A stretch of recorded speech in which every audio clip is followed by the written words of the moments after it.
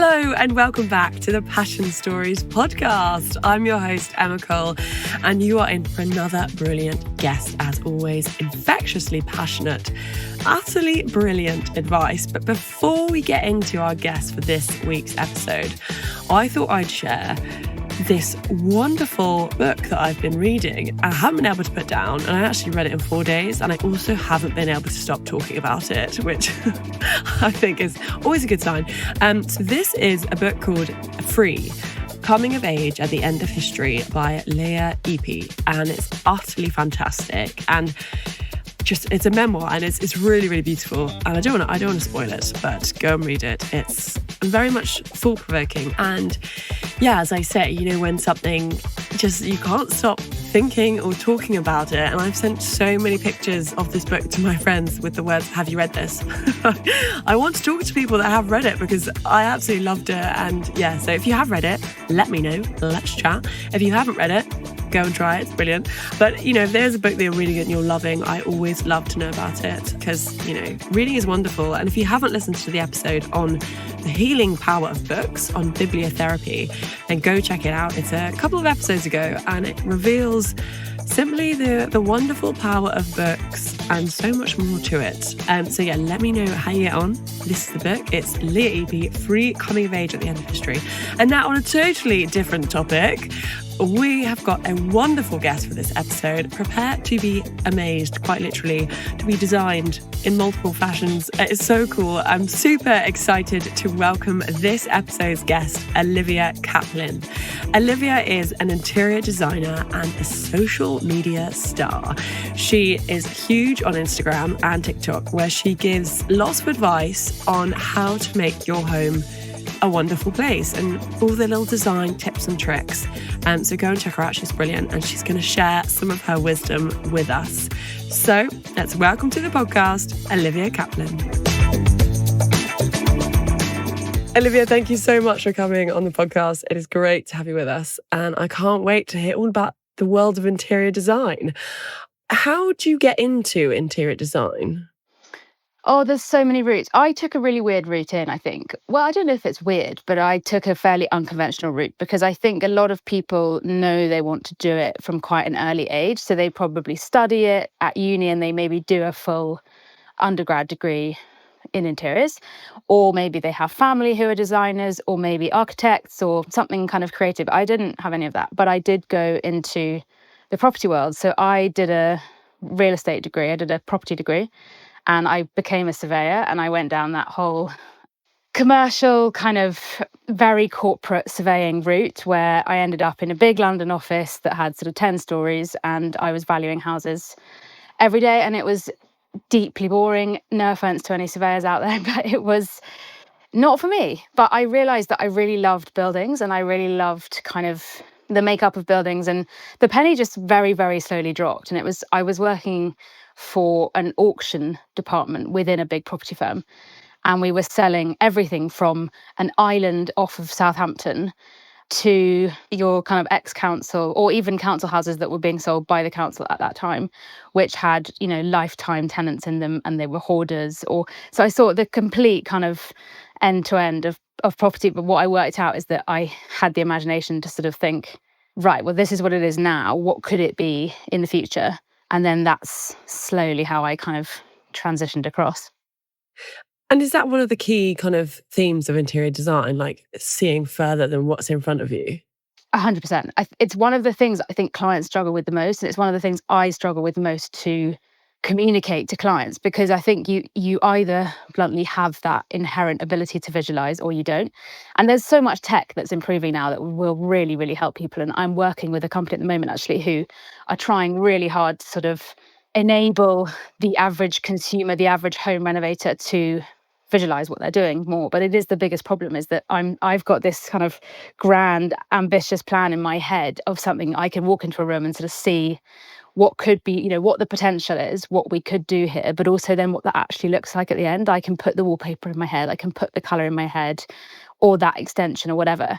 And a client just looks at you completely blankly. And so our job is not just to have the vision, but to sort of be able to communicate that to someone who doesn't, which is really hard. Yeah.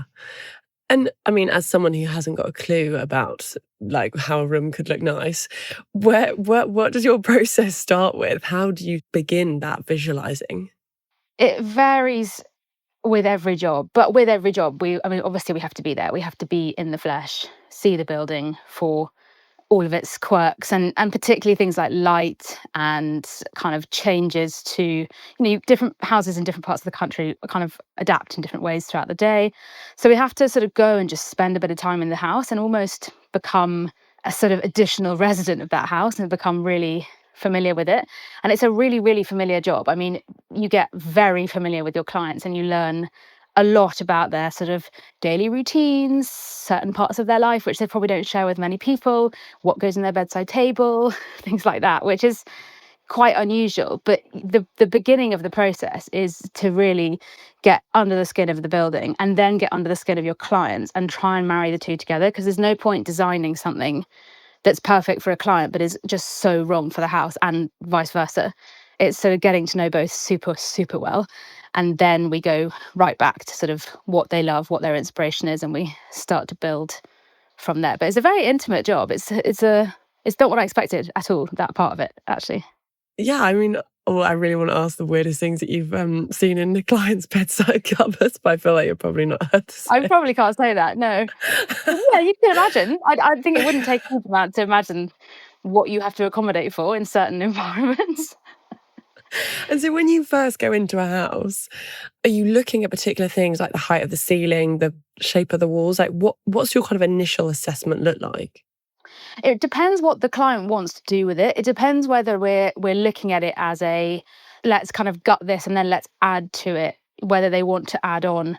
I don't know, maybe there's not enough bedrooms, there's not enough downstairs accommodation. They've got an enormous garden that's disproportionate to the house, so they want to extend and add more space. Maybe the downstairs space is very old fashioned with a sort of galley kitchen and they want the open plan look. It really, really varies, but it's always, what is currently there? What would they like to do? What does the architect say that we might be able to do? And then that's a very close relationship, and it can go one of two ways. And thankfully I've worked with some nice architects, because it's very, well, it's crucial that we're singing from the same hymn sheet. Otherwise we're just going to do sort of that all the way through the project. But you do butt heads sometimes, actually, because architects can be quite lofty in their thinking and they want to create something that's kind of grand designs worthy. And we're maybe a little bit more, dare I say, grounded and tuned into the client and actually what they want, which is actually they don't have 5 million to spend on the renovation. And actually they've said they don't want a whole kind of house of glass. They would actually prefer something more classic. So there's always this fight going on between various different professions, but then there's the client in the middle that we do have to remember is the one paying us, and quite crucial to this to the job. So we look at like the bones of the house, we look at the architectural features of the house. Do you know how much of that they want to retain? And if they've taken me on, then I'm always very keen that they retain as much of those traditional features as possible, because if you've gone and bought a lovely Georgian house, there's no point ripping out all of those amazing features, because people are paying a fortune to put them in to other houses, and it's actually what gives your house that like silent character. You can't really add it, you can't really fake it. So it's about keeping that as much as we can, and then also making it work for sort of modern life, and then rolling that on forwards for making a plan. And is that one of your own kind of like, I guess, what you come with, that perhaps that more element of heritage design, for lack of a better word, versus the glass house? Is that why someone would come to you because they want a particular look? I think so. And I think as I get more established in the industry, I am not someone who's been in this game for 30 years and has a kind of very clear, like, I'm not Kelly Hoppen. If I said to a lot of people on this planet, would you know what a Kelly Hoppen house looks like? They might, or they might at least know that it's sort of a lot of beige and a lot of grey and a lot of contemporary. It's a vibe. It's a very set look. And I am so far from being in that position. But I think it's quite important to sort of set yourself or to sort of be quite clear as to what your house style is, because otherwise any good designer can design any style for anyone. But you can't be a jack of all trades, because otherwise how do people know that you're the Yeah. right person for them? So yeah, I've been quite clear that I probably wouldn't work on a super, super contemporary glass box that's been built into the mountain or something. As cool as that would be, it would be quite inauthentic. I hate that word, but it would be a bit disingenuous, I think, if I suddenly started designing everything with curvy contemporary arms and you were sitting on the floor and everything was grey. It would just be it'd be so wrong, because it's all I bang on about is not having so much of that in our homes. Because to me, personally, I find it deeply boring. So I don't want to design that. And therefore people don't come to me generally for it, or at least if they do, I say thank you very much, but I don't think I'm the right person for this job. Yeah. Can you describe us in a bit more detail your personal style then? Hmm. It's a really hard one to articulate, I think.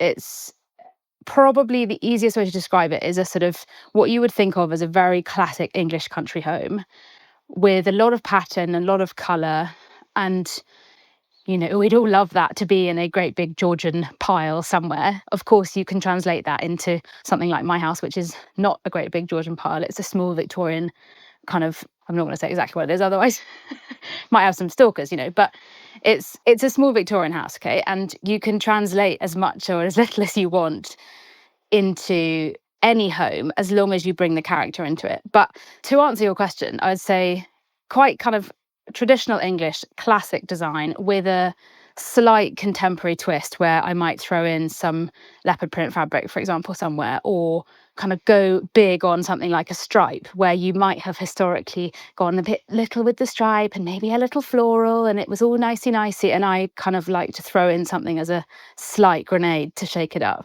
So I'd say it's classic contemporary but leaning to classic. I'd like to actually spend some time nailing this down because I think it's probably quite important that I can reel that off. But it's a really hard one to explain. Yeah.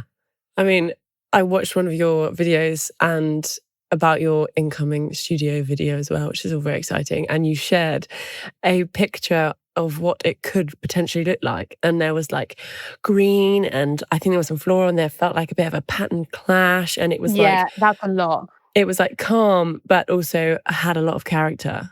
Yeah, because I don't want people, and I don't want myself to feel overstimulated in a space. We've all been in those environments that are just totally overkill.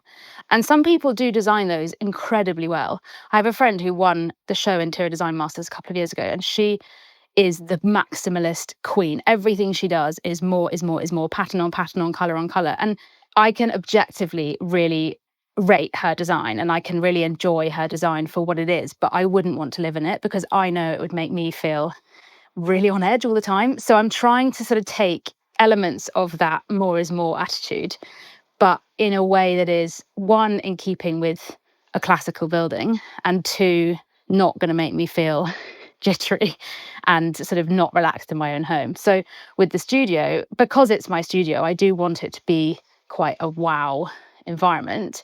But I'm also conscious that it's going to be in the background of every, it's this room. It ultimately will be a very different space. And I'm conscious that it'll be the background of all of my Zoom, all of my meetings, everything. But it'll also be somewhere that I actually have to sit and work and edit videos and make client designs. And so I don't want to be too influenced by the big green wallpaper that's on my wall. But I do need to give it a bit of welly. Otherwise, I think it's a bit underwhelming. So it's always a balance, always. And you mentioned earlier, you're talking about the tech that now people use. What is that kind of tech? In my head, I'm seeing those virtual reality goggles happening as you walk around the house. What does it actually involve? Well, I'll never, ever forget when I was in my previous career, let's say, I was sitting in a meeting in a big boardroom at the top of this building, and this startup came in to pitch for exactly that. And they came in to pitch a kind of VR concept where you would put, it wasn't the big like Apple goggles that you can buy. It was these like, I don't know if you went to the Coldplay concert recently, but they had these like little paper kind of 3D, when you go to the cinema and you get like the 3D paper things. Yeah. Like back in the day, it was cool. Yeah. And they were like that. And they were disposable and you could post them out to clients and they could put them on and look through an app and it would show them what a designer or someone who was going to fit out a new build flat, like a show flat, was imagining, and it would help them to visualize it. And I remember sitting in this meeting and thinking, this is next level. Like, this is going to change the game. And obviously, all the people around me could not get their head around what it was. And they thought these people were absolutely out of their minds. They thought this was the most futuristic kind of nonsensy thing. And what's so funny to me is now that we're not using those glasses, but it's exactly the same concept is now being used very often to try and help clients visualize things. Now, you've obviously got the introduction of things like ChatGPT as well, which is kind of more consumer friendly. And I think everyone's up in arms and everyone's frightened that AI is going to take our jobs away. I mean, I'm not remotely worried that AI is going to take my job away because I've tried so many times to communicate what's in my head via ChatGPT and it just doesn't work. There's just too much room for error and you can't give it enough prompts for it to actually deliver what you want. However, there are some really cool apps. Actually, this isn't an app, it's a desktop program called Reno, and you can basically build your room or your house through the app. And then you can add in all your furniture. It's all to scale. So you can get a really quick understanding of, does this piece of furniture fit in this space? If I paint it green, what does that look like? It'll show you the elevation. It turns it into almost like a sort of AI photo to give you a sense of the reality of that room. So it's great for people like me because I can use it to communicate to clients, but it's also great for people like you if you're renovating a room to, rather than getting, your tracing paper out and trying to draw to see whether your bed fits or sticking some masking tape to your floor, you can actually do it. So these things are coming, like they are definitely coming, but I don't think AI is a problem. I think it's great. I think it's going to really help us. Do you miss the tracing paper? Absolutely not, no. I'm so candid with my hands. Honestly, it's so embarrassing. When I went back to school, when I went to design school after the penny dropped, it was a while ago, and there still wasn't a huge amount of focus on kind of computer drawing and CAD and the whole world of like virtual design. It was so much about hand-drawn designs, and it was mortifying. I cannot draw with my hands to save my life. Give me a computer, click, click, click, and I'll draw your house. But a pencil and some tracing paper, I'm a child. It's really embarrassing. So no, I'm so grateful seeing all these pieces of tech. I'm like, come at me. Yeah, I can't I love draw. that. And one thing I wanted to ask about was something that's always intrigued me is the concept of feng shui. Yeah. Does that come into your design process? Would you mind explaining it and why people talk about it when they come into a room? Yeah, I believe it's a Chinese, I think superstition is probably the wrong word actually, because it's, I think, inherently based on beliefs and faith. So I think, it's probably not to be mocked, but it's not something that I necessarily pay a huge amount of attention to. If I had a client that was hugely interested in it and really found it important, I'd actually go and get a feng shui consultant, because you can just go and get one and they'll come in and they'll help you. And they would then effectively work with me on my designs to sort of tell me what was and wasn't feng shui. And my tiny bit of understanding is that it's all about the orientation of pieces of furniture, the sort of the vistas that you get through your home, the way that something affects the sort of I don't think atmosphere is the right word, but it's all about the sort of the spirit, I think, and whether that piece of furniture facing that way is blocking certain things that are coming in. I have to say, I'm not hugely au fait with how it works, but all I know is that if somebody really wanted it, I'd go and outsource that, because I definitely don't have enough knowledge. And it really doesn't come into much of my work. Most of my clients are English as well, so I don't think it's not to say that, any Brits wouldn't be interested in it, but I just don't think it sits very high on their priority list. Yeah, fair enough. It's quite interesting because I feel like, some people throw around the term, which is why I was like, I don't actually know what it means, but it seems like people, at least when I've heard it, it's been more of like how the room feels versus like the vistas and stuff you're talking about. There's obviously like a real science to it. There is a science to it, or as much of a science as there can be when it comes to something kind of spiritual, I think. But it's definitely about blocking auras and energies and allowing the energy to flow properly through a home and all of that stuff, which goes straight over my head, to be honest. Yeah, it's so interesting. And another thing I wanted to touch on was you are a TikTok and Instagram sensation, effectively. And I love all your videos. I think they're fantastic. I particularly love the ones about what to do when you live in a rental. And, Oh, yeah. You're trying to, as I'm staring at my brown leather sofas, which I loathe. How did your social media profile come about? Well, through much reluctance from me, dare I say it, which will really, I think, piss people off if they are desperate to have a platform. So I'm aware that that is a slightly obnoxious thing to say, but it's true. I had 1,000 followers. I posted, pictures of my projects from previous clients over the last few years. I posted stuff from when I was at design school. I think I had like 30 posts total, and I wasn't really using it for anything hugely significant.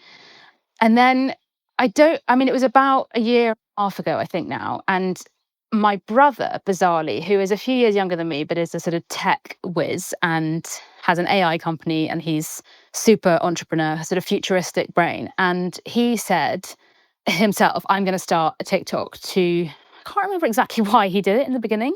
I think he had a newsletter or something, and he used it as a bit of a filter to sort of get more subscribers to his newsletter. And it completely took off. And he ended up with sort of 10, 12,000 followers really quickly on TikTok. And he turned to me, I remember we were at our parents one day, and he turned to me and he was like, Liv, you really must get on TikTok. You've got to start talking about design, because you've got so many opinions and you're quite gobby, and you're probably the perfect person to get online and say some stuff. Obviously, you have to be super careful online with what you say, because everything gets misconstrued. But you can say things like, I don't like grey, and you have 500 people in your comments absolutely fuming at you for something that's just really not that significant in the grand scheme of life. However, he was the one that sort of nagged at me for ages to do it. And as I was watching his following creep up, I thought, maybe this boy has a point, and maybe I will do this. So I did. But do you know, the funny thing was, I was okay with being on TikTok, because I thought TikTok is for like our generation and younger.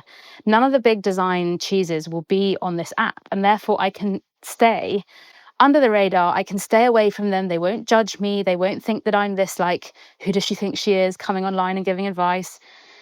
My business was only like 5 years old at this point. And so I had major imposter syndrome, and I thought, oh, I'll just stay on TikTok and that'll be fine. And then again, I got another nudge being like, why are you posting all this stuff on TikTok and not posting it on Instagram? Instagram's where all your clients are, your potential future clients. So finally, I just started to cross-post everything. And I was absolutely bricking it that I'd have one of these people that I really respect in the industry, message me and be like, what do you think you're doing? And of course they didn't. They follow me. I'm now friends with them. Like, it's ridiculous. But I really was scared to have an opinion and have a kind of a platform. And I just posted a lot. That's the only thing I can say, is that you post a lot and give people value, and they will be loyal. Like, it's quite a simple model, but it does just take an awful lot of effort. And I ground myself to the bone last year, actually, just posting every single day, and then also having client work to do, my own life going on. My poor husband does not see me very much. But it's worked, and it's meant now that I do have an amazing kind of funnel of fantastic potential clients, both for my e-design side of the business, where I can kind of help people all over the world, through to the physical jobs that I do in person in and around here in London and various parts of the country. So yeah, it kind of came about somewhat by accident to begin with, and then I worked my arse off to turn it into something that's now doing things. It's great. And I wanted to ask about the sort of giving people value, because what strikes me particularly about interior design is that it's not always that accessible. Well, it seems to have this sort of perception of being, let's be honest, pretty elitist. Like, you've got to have tons of money to have an interior designer. But your videos feel, at least from my perspective, a bit more like, okay, these little changes I can make to improve it. Is that one of your drivers behind it? Yeah, for sure. You're right. It is, unfortunately, quite an elitist industry for a lot of people, for both those working in it and those trying to sort of become a client within it. Because in order for a designer to make money, they need to be working on a job that has a certain spend. So unfortunately, the system is not really geared for designers to be helping those with smaller budgets on a full service kind of setup, which is what I mean by that is, from day dot, we work with the architect to do your entire renovation, all the way to the day that, your curtains go up, your cooker gets installed and you move in. You can't make money on that, and not enough to survive with the hours that it takes you, if the budgets are not significant and really, really significant. So what I wanted to do was, whilst I do have clients like that, and I'm very fortunate to be able to work on some of these amazing jobs, I just felt that for somebody like me, I wouldn't be able to, there's no way I can have a me to help me with my house, you know. So I wanted to create an environment where I sort of debunked some of the ridiculous myths and notions that are in the industry, but also shared some of the, I want to share some of the kind of hacks for how we create these homes that we create, because you don't need, well, I think you do need quite a lot of skill, but there's also a lot that people can do very, very simply. But if they don't have access to it, if you don't have access to the knowledge, to the supplier base, to all of these things, you're going to end up with the same grey house that everybody else has, because that's the only part that we have accessible to us at B&Q. And people want more than that. They don't want a grey house anymore. People want character and interest and sophistication in their homes, but they can't go and spend X many pounds on a designer. So yeah, that is a big driver for me, is trying to take away that ridiculousness of the industry a bit. And you mentioned that obviously you get some comments that aren't very nice, particularly when you aren't keen about the colour grey. What about what about the people that, do you get messages saying, you know, Olivia, you've really helped me make my space a happier place, or things like that? And how does that make you feel?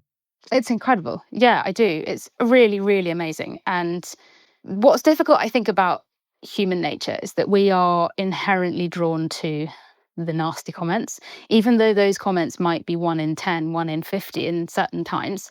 Those are unfortunately the ones that stick in your mind. But I do these kind of 1 hour, I call them power hours, just a sort of 1 hour consultation with people at a much more accessible price point than obviously if they were going to go and get a designer involved in a, you know, larger basis for their renovation. And what is so amazing is that after that hour, where I've shared what to me feels like reasonably simplistic design advice, it only feels like that. That's because that's what I do for a job. But I often come away from those calls with clients saying, that's completely transformed how I feel about my renovation. You know, this hour that we spent together, plus the videos that I've then gone on to use for how to pick a sofa or how to choose a rug, has meant that they haven't ended up with a piddly little doormat under their coffee table. They've got a really nice big rug, and it feels right in their space. And whether that be that I've saved somebody some money that they could have wasted, or maybe I've encouraged them to spend a tiny bit more, but the result has been, you know, enormous. Yeah, it feels incredible. It's got rid of that kind of imposter syndrome feeling that I had when I first started. Those messages have sort of spurred me to just keep on doing it. And actually I'm thinking, well, if it's making a big difference, then the big scary people in the design industry can, you know, deal with it. Yeah. Do you remember the first video that you made? Oh, I'd have to look back. I remember a couple of the really early ones. I think I made one on carpet really early. And I think actually, yeah, the first video I might have made, or one of the very early videos, was about not painting your ceiling by default, not painting your ceiling white. Now, there's nothing wrong with white ceilings, but everybody by default paints the colour on the wall and then just white on the ceiling. And as I was explaining, and I think in that video, that it just squashes your room. And you end up looking at where the colour meets the white, and that's where your eye gets taken to. And obviously that set the cat amongst the pigeons a bit, but actually I've had loads and loads of people message me and say, thank God I followed your advice, because my room feels so much nicer now, and I've painted it all the same colour. I'm like, yes, success, done. That's wicked. And when you look at I guess the future of, you know, the influencer life, the content creator, do you see that going in a particular way, or are you just going to see where it takes you?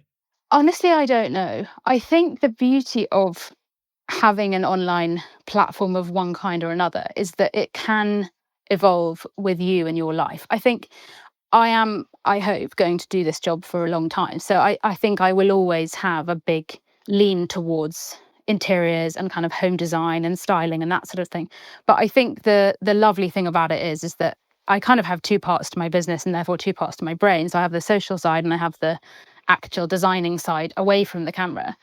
But I think the nice thing about the social side is that, you know, as I go through life and as things change and hopefully have children and all those sort of things, I think it can sort of move with you, and you can then apply it to what is appropriate to you in your life at that stage. And I think you'll probably attract people who are of a similar life stage, or maybe, I don't really know. Honestly, I don't think I've been in the game long enough to really know how it evolves, but I hope that it's something that I can just keep ticking over in life and that can kind of follow me through whatever's going on, which is quite cool. Yeah, I think it's wicked. And it's so, I guess, sometimes you don't value, at least I don't value the space that I'm in until, for example, someone like you comes across and actually can make it a really homey or happy space or however I want it to be. And the fact that you're influencing people and helping them create that is really cool. And I thought we could do a cheeky little quick fire, which is my Oh, I favourite love part. quick fire, yeah. Just to get a couple of your opinions, on there. Uh-oh. Okay, are you ready?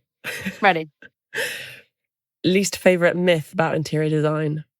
Ooh, that you have to have a massive house to have a stylish home. Nice. Favourite colour to paint a wall? Pink. Ooh, fluffy rugs? Yes or no? Hard no. Panelling in a room? Yes or no? Yes. May I elaborate? Yes. Okay. Yes, but not always yes. I think thankfully a lot of people are noticing that a big Instagram trend is to panel, let's say 3/4 of the wall behind your bed, and just that, or one wall. That's my problem with it, is if you're going to panel the room, panel the whole hallway, whatever. Don't just panel one wall. Same reason I don't like feature walls. It just does funny tricks with the eye. If you're going to panel, go for it and panel properly. In terms of funny tricks with the eye, what does it do? So when you have generally a square or rectangular space, if you put a bit of paneling that is usually painted a very different color to the rest of the space, and you just leave, it's kind of hard to verbalize, but when your eye sees that, let's call it a navy blue bit of tongue and groove paneling that someone's put on their headboard wall in their bedroom, as soon as you walk into that room, all your eye does is it kind of goes zoom down to the line, the top of the paneling line, and it makes the room feel smaller. It makes the room feel like it's coming in on you more because it creates a sort of tunnel effect.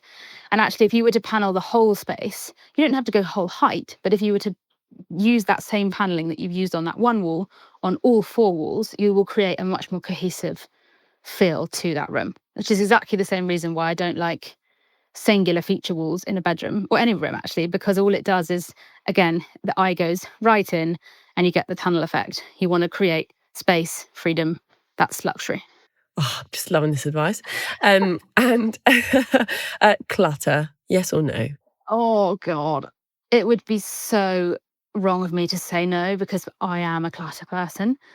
Love to say no. In other people's homes, no. I have a problem. I like things. Organized clutter. How about that? Are you allowed to admit this as an I don't interior think so. designer? Uh-oh. Here we have, I've just revealed Olivia Caplan's biggest secret. Yeah. It's clutter. She's a hoarder. Oh, dear. Okay, so in other people's houses, no. In your house, yes to clutter. Yeah. Let's be honest about it. I love it. And just finally, what is your best piece of interior design advice? Oh, it's a big question. I think it's be careful of the algorithms. And by that, I don't mean if you see me on Instagram, swipe on by. I don't mean that. I mean, be careful of what the algorithms show you. So, all of these apps, but also things like Pinterest, which people forget. Pinterest is an algorithm based app. When you are on Pinterest and you are doing your boards, which I encourage you to do, mood boards, we like mood boards. But when you're doing that on something like Pinterest, when you save a bedroom with green walls, it will keep pushing bedrooms with green walls on your feed. And so what it won't be showing you is all of these other potential ideas that you might love that will get siphoned off to never be seen again by you. So be very careful that you don't overly deep dive on something before you know that it's actually what you like. And a perfect example of this was I got my husband, who is not in the design world whatsoever, to put a board together for various rooms in our house to see what he liked. The whole thing was green. I'm not sure the man is that obsessed with green, but every single picture was green with wood. I don't think he even likes that, but he saw it once, he pinned it once, And all of a sudden, it's all he sees. And so he just keeps clicking save, save, save because he hasn't been shown other things. So I think the bottom line is keep a very open mind and be aware that on all of these apps, the moment you start showing interest to something and a particular aesthetic, you will be forever shown that thing. So go analog, get some magazines, start ripping things out and do it that way rather than relying solely on the algorithms. I love it. Oh, Olivia, thank you so much for coming on the Passion Stories podcast. Pleasure. It's so fun. Oh, Olivia, what a wonderful guest. So much wisdom in there.